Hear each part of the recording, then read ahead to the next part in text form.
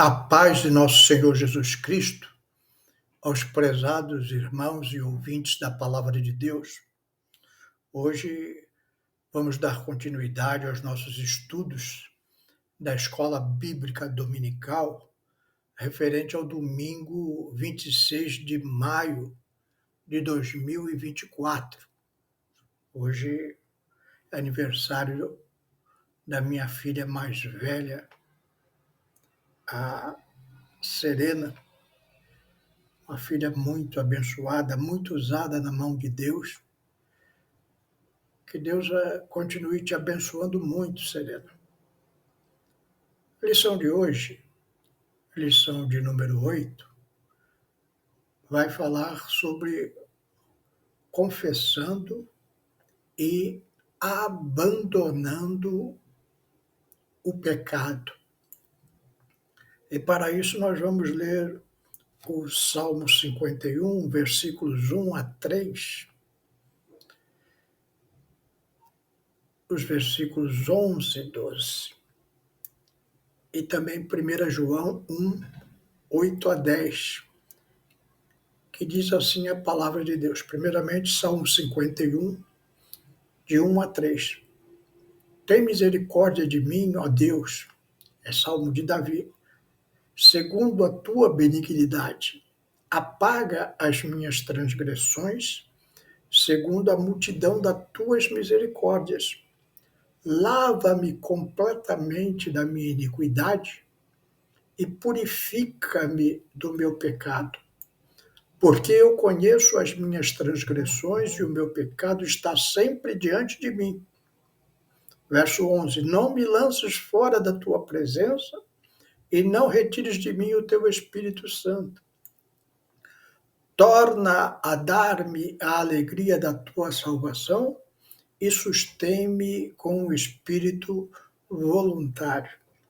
E agora é 1 João 1, 8 a 10, que diz assim: Se dissermos que não temos pecado, enganamo-nos a nós mesmos, e não há verdade em nós.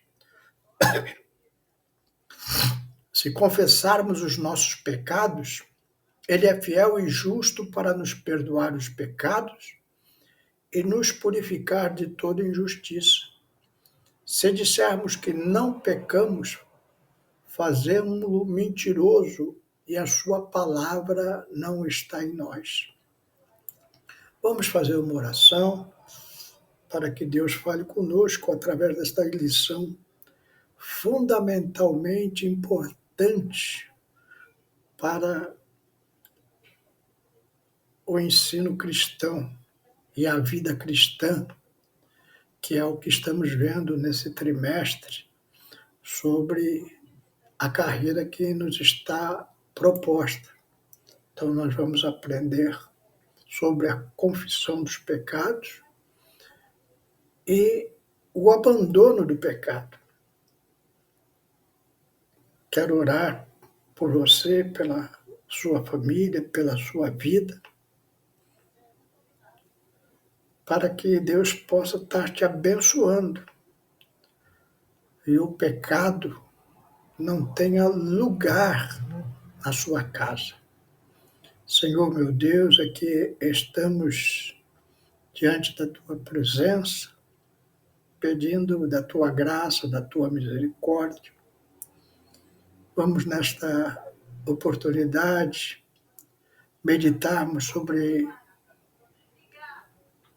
essa situação do pecado, Senhor, cujo alerta está em toda a tua palavra, Senhor. Nos dá da tua graça, Senhor, para que nós lutemos bravamente contra essas coisas que destroem a nossa vida espiritual e a nossa comunhão contigo. Dá força aos teus servos, Senhor, para entenderem a tua palavra e lutarem bravamente para fugir dessas coisas que trazem tanto de sabor para a nossa vida espiritual. É o que eu te peço e te agradeço em nome de Jesus. Amém. O presidente Lula, ele declarou em uma entrevista, ele diz assim: essa pauta da família e dos valores é uma coisa muito atrasada. Você acha isso? Você acha que a pauta da família, dos valores, é uma coisa muito atrasada? O famoso escritor russo Dostoiévski, ele disse através de seus personagens, Ivan Karamazov, no livro Os Irmãos Karamazov, se Deus não existe, então tudo é permitido. Se Deus não existe, então tudo é permitido. Hoje estamos vivenciando isso. Deus foi retirado da nossa família, Deus foi retirado da nossa sociedade. Então, tudo é permitido. O meu receio maior é que Deus seja tirado da igreja. Eu tenho 72 anos. Na década de 60, foi uma década muito marcante para a história moderna. Nessa década de 60, eu era um jovem. E houve uma revolução sexual nunca vista até então. Surgiram os conjuntos musicais, o mais famoso deles, os Beatles, da Inglaterra, revolucionando a cabeça dos jovens. Começaram, entre os jovens, o consumo de drogas, LSD, outras drogas, a maconha. Eu vivi aquela época, não foi uma época fácil para os valores morais da família.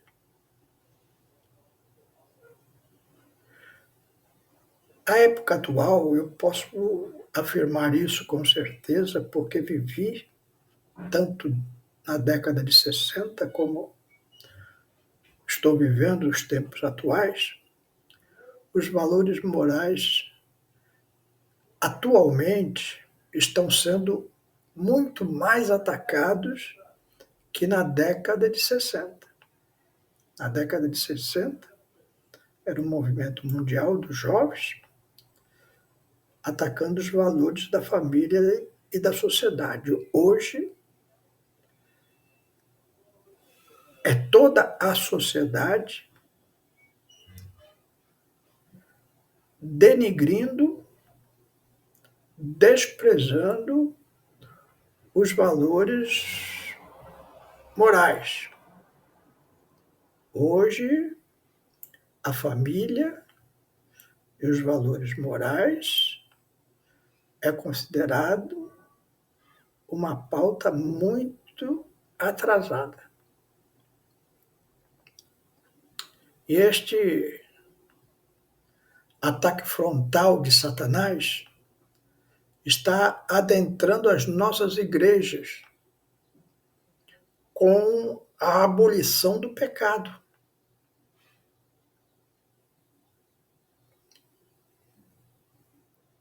Tudo é permitido. As igrejas estão abrindo a porta e aceitando como comum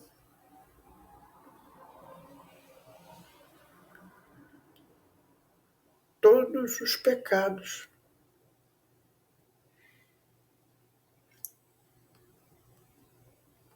condenados exaustivamente na palavra de Deus.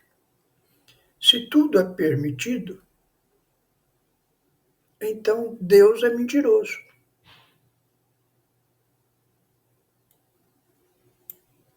O apóstolo João percebeu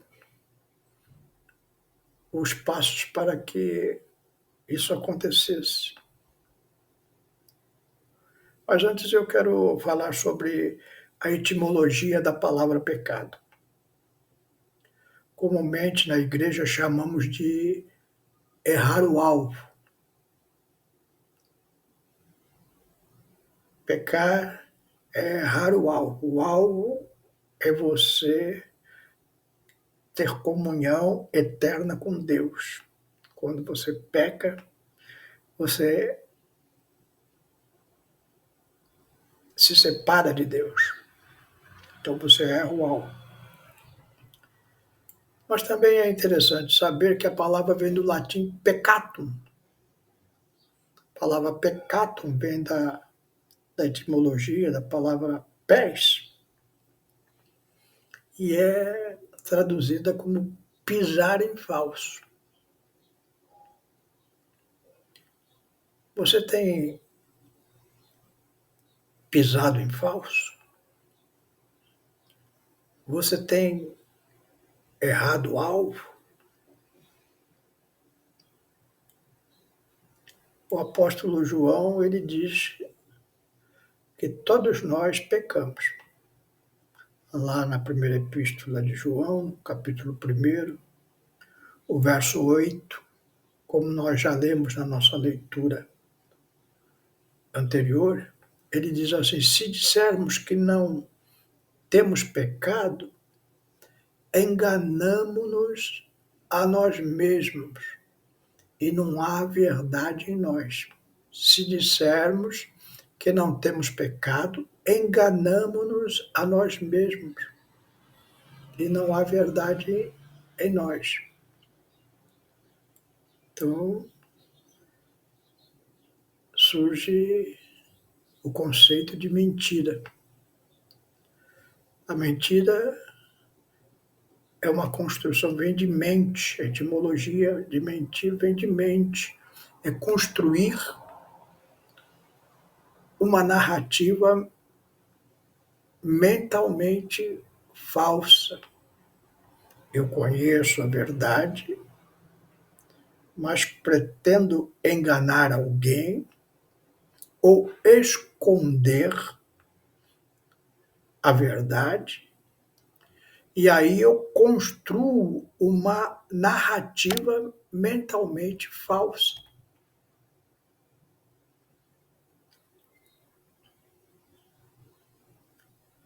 E aí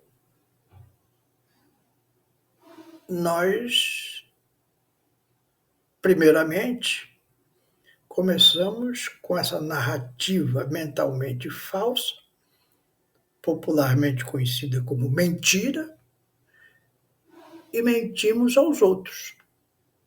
Repito, às vezes para esconder um fato, às vezes para obter alguma vantagem. E aí eu minto para a pessoa,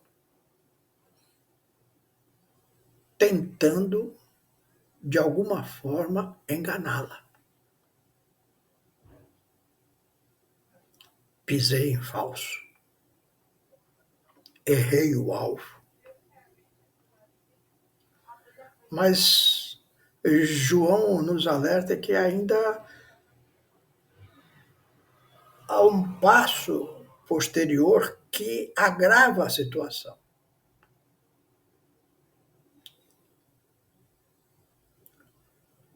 Nós mentimos, construímos uma narrativa falsa para nós mesmos.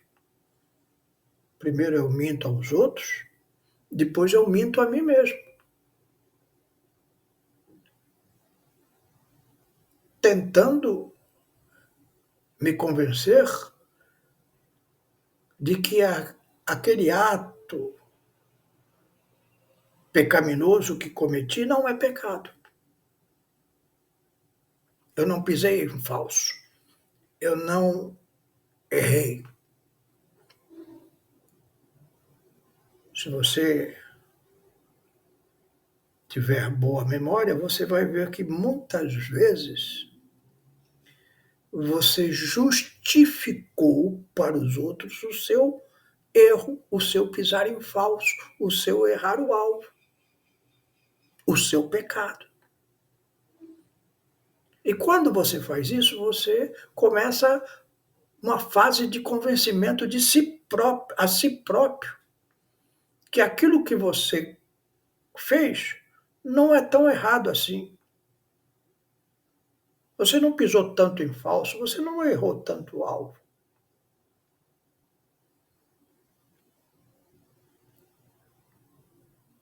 Mentimos para nós mesmos. O apóstolo João usa a palavra enganamo-nos a nós mesmos e não há verdade em nós.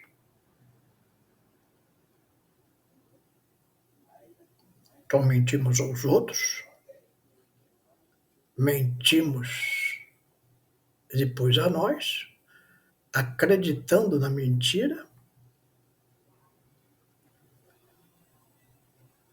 Por isso que às vezes as pessoas são muito convincentes, mesmo mentindo, porque elas acreditam naquela mentira que elas estão falando, naquelas falsas narrativas.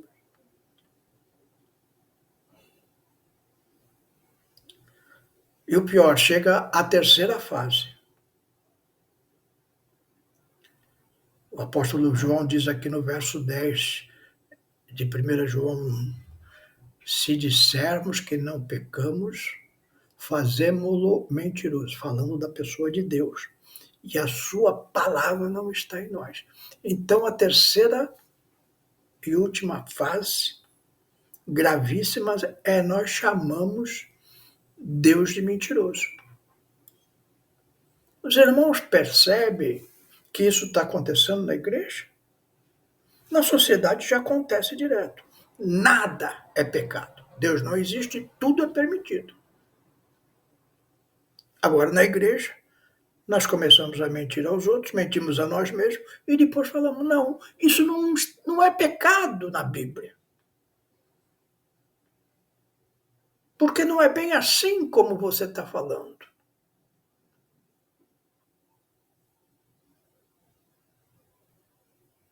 E aí, gravíssimo, você está chamando Deus de mentiroso. É ele que errou o alvo, é ele que está pisando em falso. Quando você chama um pecado, admite esse pecado dentro da igreja como coisa que Deus aceita, quando a palavra de Deus diz que Deus não aceita, então você está chamando Deus de mentiroso. Percebem como isso está acontecendo de forma constante e gravíssima dentro da igreja? Perdendo a essência da igreja, que é ser sal e luz do mundo? O que Jesus queria dizer com isso? Queria dizer que a nossa transformação interior, pela confissão dos nossos pecados a Deus e o perdão de Deus aos nossos pecados, nos torna sal da terra e luz do mundo. Ou seja, nós, os cristãos, temos um comportamento moral e ético tão saudável, pautados na palavra de Deus, que se tornamos referência para esse mundo perdido, estraçalhado e jogado no pecado. Quando as pessoas na sua família vem a sua transformação. Quando as pessoas que você convive na sociedade veem a sua transformação e elas estão incomodadas pelos seus pecados,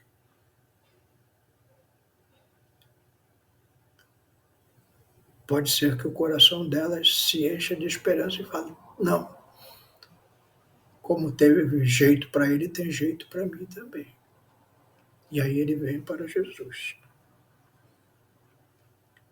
Davi, no Salmo 51, que também foi objeto da nossa leitura, ele está confessando o seu pecado.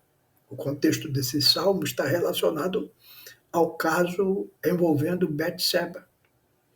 Davi, ao observar Betseba no terraço do palácio, desejou-a e acabou cometendo adultério com ela.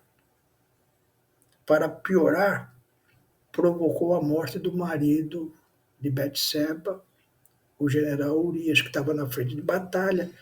A Betseba engravidou de Davi.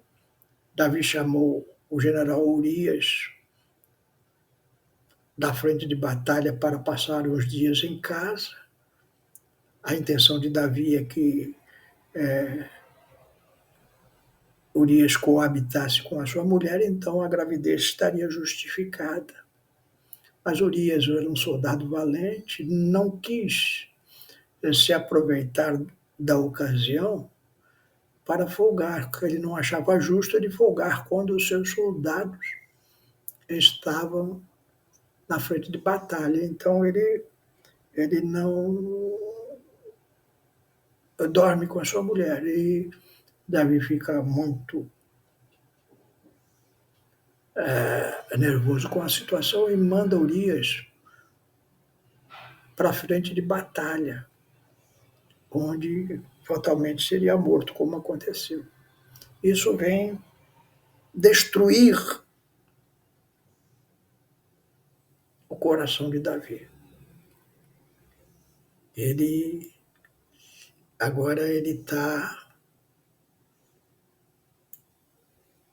se confrontando com a situação de um crente que se afasta de Jesus por causa do pecado. E aí ele entra em profunda depressão, sente as consequências físicas do seu pecado, até que ele chega e encontra forças para se colocar diante de Deus e pedir misericórdia a Deus, pedir a bondade de Deus, para que Deus apagasse as suas transgressões pela sua misericórdia. Então ele pede a purificação do seu pecado. Ele fala: porque eu conheço as minhas transgressões e o meu pecado está sempre diante de mim. Ele clama a Deus: não me lances fora da tua presença e não retires de mim o teu Espírito Santo.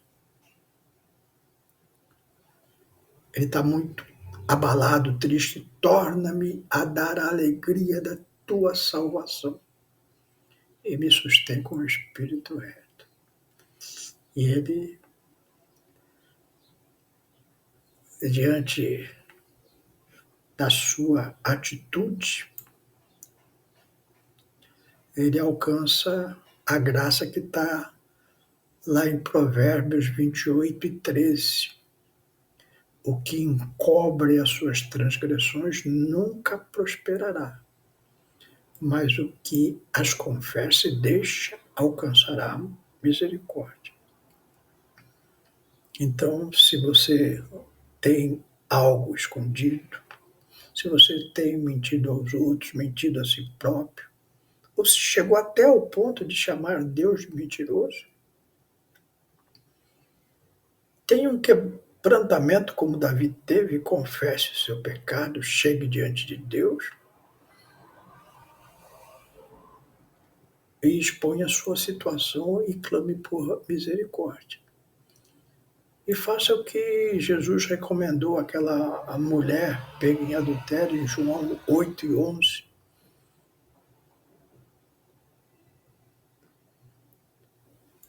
Jesus pergunta para ela, alguém te condenou? Ela disse, ninguém, Senhor. E disse-lhe Jesus, nem eu também te condeno, vai-te e não peques mais. Não significa que Jesus não estava condenando o adultério. Ele estava dizendo que como ele teve misericórdia de Davi, ele também está tendo misericórdia daquela mulher e recomendando para ela não cometer aquele pecado nunca mais. Que isso fique claro para você. O pecado existe. O pecado ofende a Deus e destrói a tua alegria. A restauração é através da confissão do pecado e o pedido para que Deus lhe perdoe. E continuar, depois do perdão, sem novamente cair no pecado. Que Deus te abençoe. Vou orar. Se você tiver alguma situação, coloque diante de Deus neste momento. Senhor, meu Deus, aqui meditamos sobre este assunto de confissão de pecado, Senhor, tão importante para a nossa saúde espiritual. Teus servos que estão neste momento ouvindo esta palavra, toca no coração. Se há algo escondido, algo que não está revelado, algo que está incomodando o coração dos teus servos, que eles coloquem diante de ti neste momento. E pela tua infinita misericórdia, como perdoastes a Davi, como perdoastes aquela mulher adúltera, também perdoa os teus servos e renova o Espírito Santo em seus corações. É o que eu te peço e te agradeço. Em nome de Jesus. Amém.